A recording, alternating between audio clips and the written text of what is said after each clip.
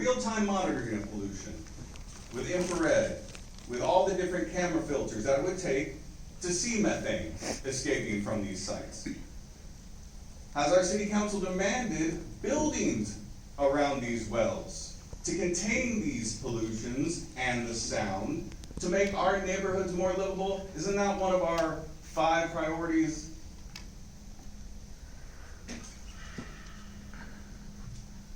But some people need to make a profit. And we're just living our lives here. Now I know that we are not in the Chamber of Commerce. We do not give 5,000 and 10,000 donations. We do not allow you to consult for our businesses. But you represent us. You do not represent Total. You do not represent the oil and gas industry. Your fiduciary responsibilities are to us, the people of Arlington. Before any more building is done in this town, we need real-time monitoring of every well site to prevent polluting our community. Poisoning a child will send you to jail. They are doing that right now. Thank you.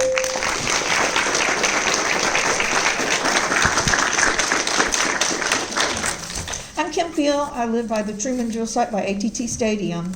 In 2013, during what PR department of Chesapeake told TCEQ in the city that ammonia-like odor that came into my home and all over the entertainment district was them drilling out the plugs. During my nuisance lawsuit, Discovery uncovered in our office email that the odor was the same as complained about at a Fort Worth site where the paint was coming off the drill strings. That ammonia burnt my eyes and made my mother-in-law and others have flu-like symptoms. I have the video of the interviews. It's on YouTube under Chesapeake Bobcat Spewed Arlington Entertainment District. They dispatched 3 to 5 fire trucks. It never made the media.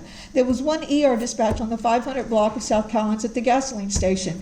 And they dispatched 2 miles away by Harwell where the odors traveled. Now, I later suffered nosebleeds that time. Fast forward 10 years, I got the nosebleeds again because we just drilled 6 more wells by the Truman site and just finished it here in January of 2024. It took a year to drill those.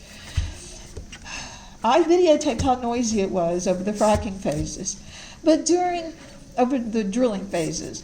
But during the fracking phase, the repeated diesel odors, I complained to TCEQ numerous times, and yet they closed my case without my consent. Now, on November the 5th, I complained about a strong odor on my porch that came into my home again. In January, my husband was complaining about this engine groaning sound, and we were later told that it was the water hauler. So when I contacted Susan Jabrell, who lived almost a decade within 300 feet of that Truman drill site, she informed me she moved and how her son hasn't had any problems with his asthma since we left. Now that says a lot. Our former city attorney, I think it was Jay Dougherty, at the time told me that HB 40 has never been challenged in court. You guys denied the expansion of the Mother's Heart daycare drill site. There was no litigation that came of that.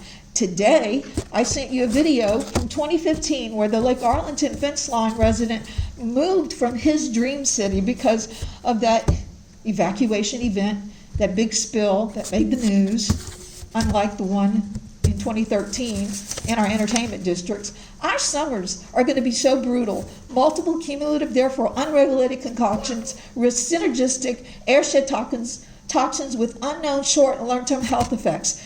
The Brooder site, Sharon Belvin Sims, was a regular frack fighter. She died of leukemia a few years ago. She was on the fence line to the Brooder drill site.